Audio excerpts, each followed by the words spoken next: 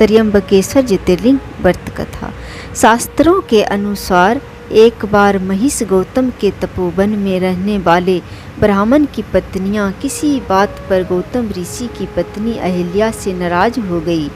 उन सभी पत्नियों ने अपने पतियों को गौतम ऋषि का अपमान करने के लिए प्रेरित किया। उन ब्राह्मणों ने इसके लिए भगवान गणेश की आराधना की। उनकी आराधना से प्रसन्न होकर गणेश जी ने उनसे वर मांगने को कहा। उन ब्राह्मण ने कहा, प्रभु किसी प्रकार ऋषि गौतम को इस आश्रम से बाहर निकाल दीजिए। गणेश जी को विवश होकर उनकी बात माननी पड़ी।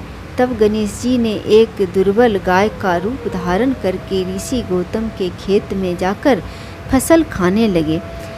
देववश गौतम वहां पहुँचे और तिनकों की मुट्ठी से उसे हटाने लगे। तीनों के स्पर्श से गौ पृथ्वी पर गिर पड़ी और ऋषि के सामने ही मर गए।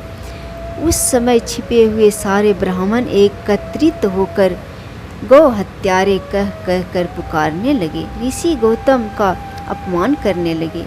ऐसी विषमता परिस्थिति को देखकर गौतम ऋषि उन ब्राह्मण से प्रायश्चित पूछा। तब उन्होंने कहा, गौतम तुम अपने पाप को सर्वत्र बताते हुए 3 बार पृथ्वी की परिक्रमा करो, फिर लौटकर यहाँ 1 महीने तक व्रत करो। इसके बाद इस ब्रह्मगिरी पर 100 बार घूमो, तभी तुम्हारी शुद्धि होगी। यदि यह न कर पाओ तो यहाँ गंगा जी को लाकर जल से स्नान करके 1 करोड़ पार्थिव शिवलिंग से भगवान शिव की आराधना करो।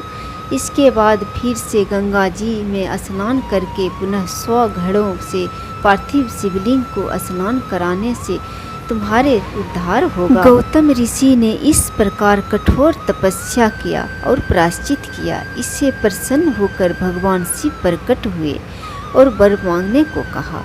गौतम ऋषि ने कहा, भगवान आप मुझे गौ हत्या के पाप से मुक्त कर दीजिए। भगवान शिव ने कहा, गौतम तुम सर्वदा निष्पाप हो। गौ हत्या का अपराध तुम पर छल पूर्वक लगाया गया है। ऐसा करने के लिए तुम्हारे आश्रम के ब्राह्मणों को मैं दंडित देना चाहता हूँ।